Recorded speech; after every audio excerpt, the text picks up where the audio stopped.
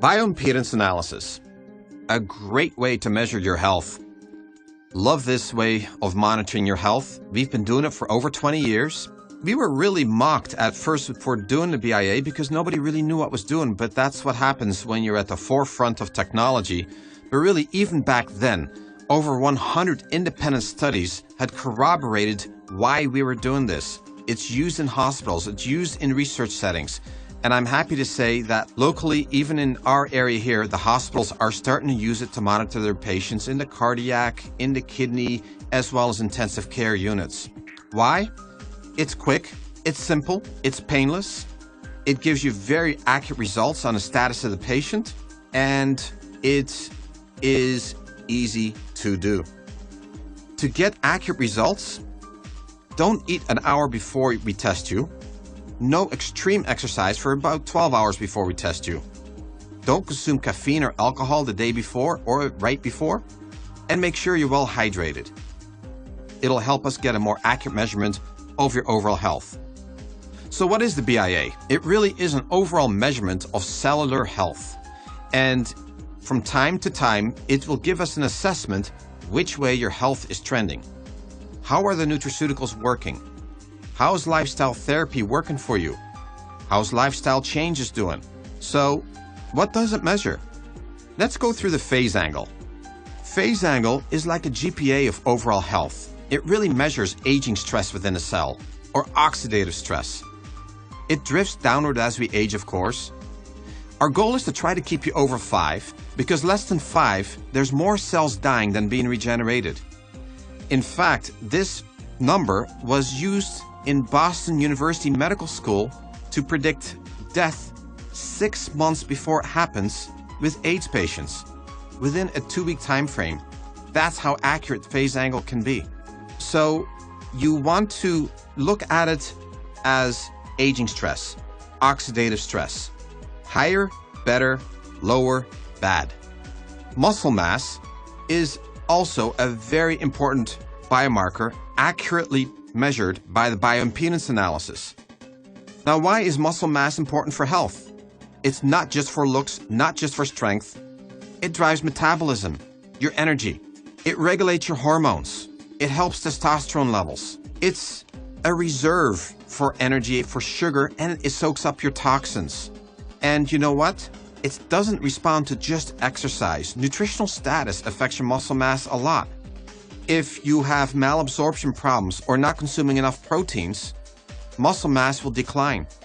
If you have a flare-up of any kind of inflammatory condition, Crohn's, ulcerative colitis, anything like that, muscle mass diminishes because it's used as part of the immune system to fight inflammation. Your body will literally sacrifice some of your muscle mass to help fight the battle within your body. So it is affected by your overall state of being, and is therefore an accurate, important biomarker of your health. Another thing that we can measure is your metabolic rate.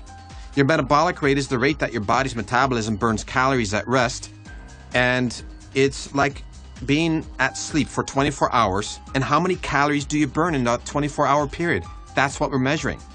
Of course, when you move about and you exercise, that number goes up. We are measuring resting basal metabolic rate. What does that really mean? It is affected by your muscle mass, your thyroid, your adrenals, and any time that you have any kind of a disorder with any of those, your metabolic rate will go down. So if you have a thyroid issue, yes, your metabolic rate goes down. The higher the number, the better, of course. With males, I like it to be above 1800. Ideally, 21, 22, 2300. That gives you what we call organ reserve, which allows us to take a few punches in life.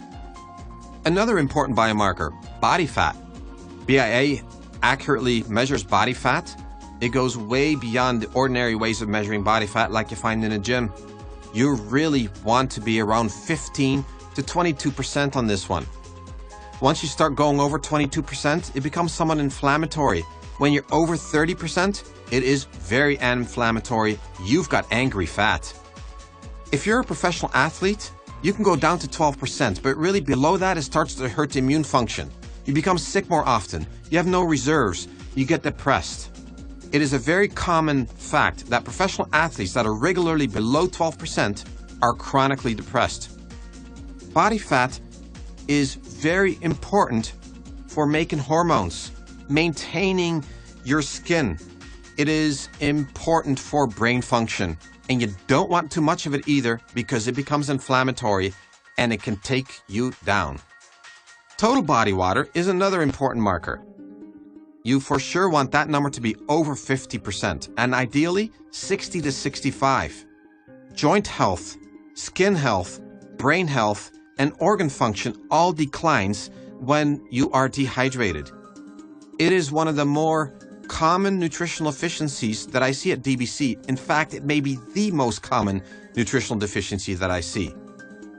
Hydration is important. If you've been chronically less than 50%, it takes 2 to 3 months of rehydration to rehydrate your cells. They're no longer used to being all plumped up like grapes. It takes a while to get them plumped up. So lots of water for a long time is critical to get it over 50%. Again, the ideal 65%. What may be even more important than total body water is where the water is. We call this water compartments. Some of the water should be inside your cells and some of your water should be outside your cells. Think of your cells like grapes. Most water should be inside your cell, inside the grape. Some outside. This outside water is used for intercellular and extracellular communication, and it is an important fact, but you don't want too much of it because when the outside water climbs high, it's a sign of toxicity. It's a sign of cell membrane breakdown. It's a sign of inflammation. So you want at least 60% of your water inside your cells, 40% outside. Really the ideal for males is about 37 to 38% water outside your cells. That's called extracellular water. And about 60 to 64% of your water inside the cells. So this number is probably the most accurate number for measuring inflammation. It is extremely sensitive, and I love using this to measure my patients' toxicity and inflammation. We use it to see which way your health is trending. So I've covered some of the more important biomarkers that the BIA does for us. It does more, but these are the ones that I want you to watch. These are very important biomarkers of health. Let's check them regularly and reference our DBC resource page for more information regarding the BIA.